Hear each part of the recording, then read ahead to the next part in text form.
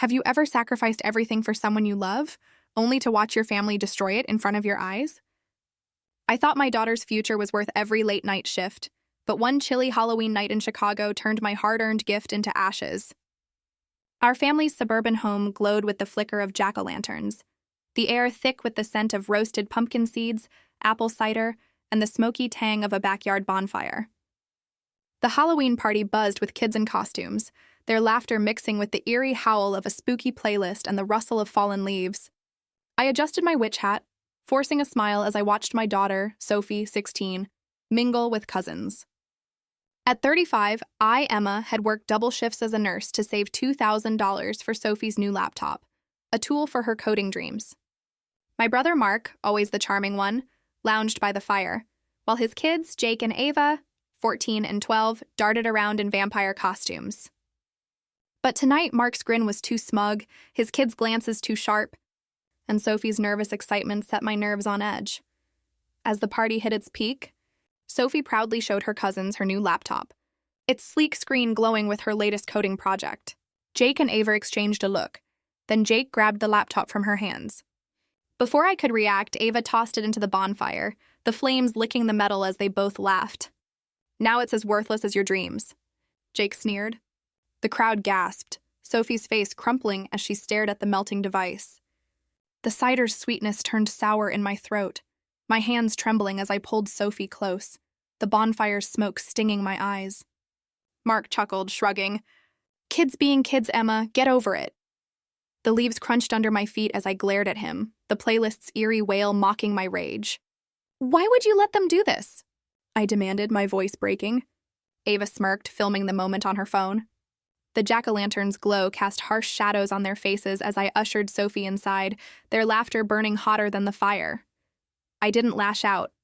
I drove Sophie home, her sobs echoing in the car, the Chicago skyline dim through the fog. Why would they target her? I'd covered Mark's rent, babysat his kids for free. Something was wrong.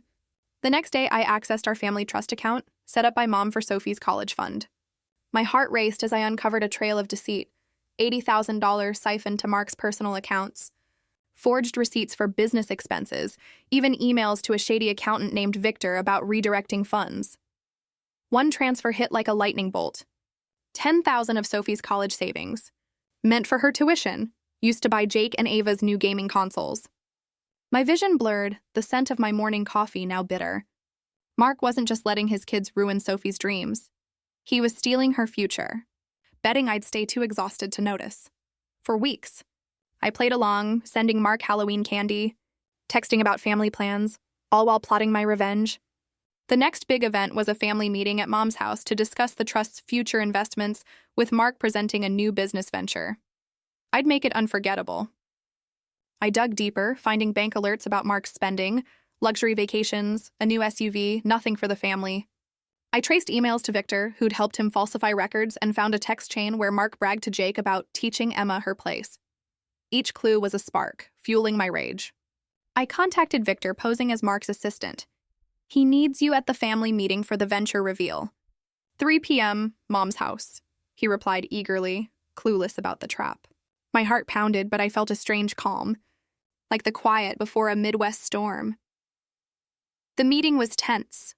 Mom's dining room smelled of polished wood, fresh coffee, and the faint mustiness of old family photos. Mark was radiant, pitching his venture in a crisp suit, schmoozing relatives while Jake and Ava smirked from the corner. Mom sat quietly, her eyes avoiding Sophie's.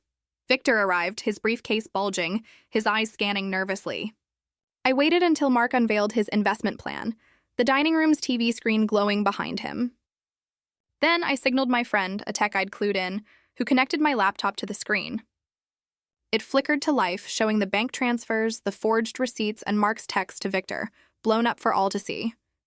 The room fell silent, the coffee's warmth turning cold in their mugs. Mark's voice faltered, his eyes darting to the screen. Victor's face drained of color, his briefcase slipping to the floor. I stood, my voice steady, Sophie by my side. "Thank you, Mark, for showing us what family really means." Relatives gasped. Mom's hand flew to her mouth and Jake's smirk vanished.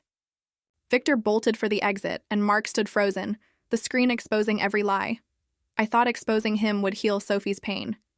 As the family dispersed, Mark grabbed my arm, his voice desperate. Emma, you don't understand. I pulled away, my voice cold. I understand you stole from your own niece. I turned to Mom, expecting regret, but her silence cut deeper. The victory felt hollow. The trust was frozen, and an audit revealed $150,000 in losses, all traced to Mark. Mom called, her apologies weak, but Jake and Ava's absence stung most. A week later, as I sorted through old family letters in my apartment, I found one I'd written to Mark at 20, confessing how I'd skipped his birthday to work an extra shift, leaving him to host Mom alone.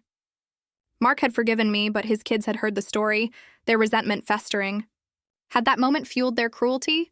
I'd destroyed Mark for his betrayal, but standing in my quiet apartment, the city's hum louder than my thoughts. I realized the hardest truths aren't the ones we expose. They're the ones we bury, thinking they don't shape the family we lose. If this story broke your heart, smash that like button and subscribe to Cheating Stories Twist for more soul-shaking tales of betrayal and redemption. Have you ever seen your child's dreams destroyed by family? Share it in the comments below, and don't forget to share this video with someone who loves a heart-stopping twist.